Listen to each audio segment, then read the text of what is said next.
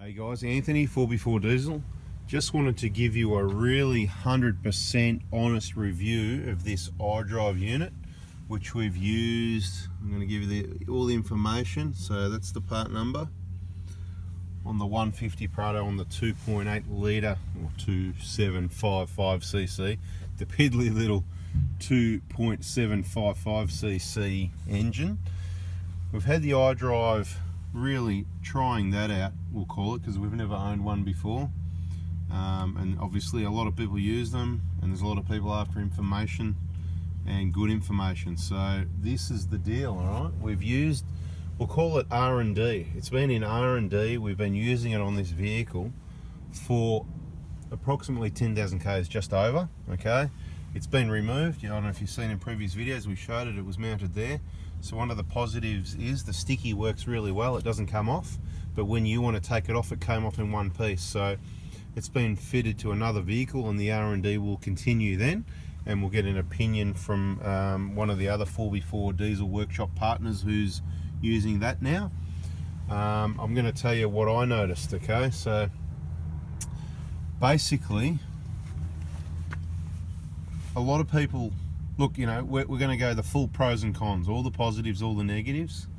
Okay, a lot of people say, oh yeah, you know, it's just a gimmick, and you know, it's just floor it and just, you know, put your heavy boots on, and that's kind of right. And I suppose maybe I was in that category until I tried one myself. Now, in my opinion, there's no substitute for one of these units, right?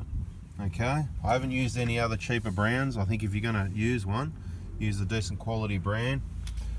You can get in and you can drive it softly and nice like that, or you can floor it, or you can sort of floor it, but it doesn't do, you can push it a long way, and it doesn't do what this unit does. And I'm not the electronics expert that's going to try and explain to you why. I'm just going to tell you that it's a nifty little thing. Okay, it's not a chip or a tune, so it's fine. People have asked also, is this okay? I don't have a problem with one of these, right? If you want to have, you know, a bit more responsiveness under your foot, hopefully get rid of that lag a little bit, they work really well. So I'm not against them. I'm happy for you to own one. I think they retail for about $300. You normally find them on special for around the $200 mark. So that's pretty much your positives. Okay, they work well. They make the vehicle fun to drive. There's a few different settings. Now I'll tell you what those are. You've got one setting where it's actually switched off. You've got one setting for economy, which goes 0 to 10. You can read the book anyway. And you've got a setting that is U for ultimate. I was using on an ultimate 2, ultimate 3 most of the time. It just gave it a little bit more responsiveness without being too crazy. I think U2 was my favorite for general driving. If you decided you're in a hurry and you got sick of the lagginess and you want to, you know, AC, auto control was the go. Okay, that's kind of like, think of that as fun mode. And lastly, what I want to say is, if I went, this is I suppose a slight negative, if I was on the highway at highway speed, so you know, not your stop starting, you're accelerating, all that sort of thing, at highway speeds, where you'd be speeding up, slowing down, maybe go around a roundabout, 80k zone around a roundabout or whatever, and then whatever, or you're coming to hills and stuff like that, and you're using your cruise control, because of, I suppose, the aggressiveness of the U3 or definitely the auto control, it would a lot sooner have your transmission torque converter unlock and transmission shifts happening soon, obviously, because it's using more throttle. So if you like, that was a negative. So when I use the vehicle on the highway on cruise control, I'd switch it off. Okay, so you just press the button until you got the two little dashes, like dash. That's off. That's like it's not even plugged in.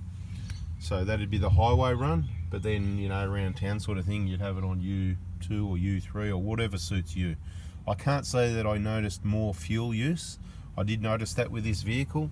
The biggest thing we've noticed with fuel use was tyre type. So we've gone back to these tyres for approximately 3,000 kilometers so far.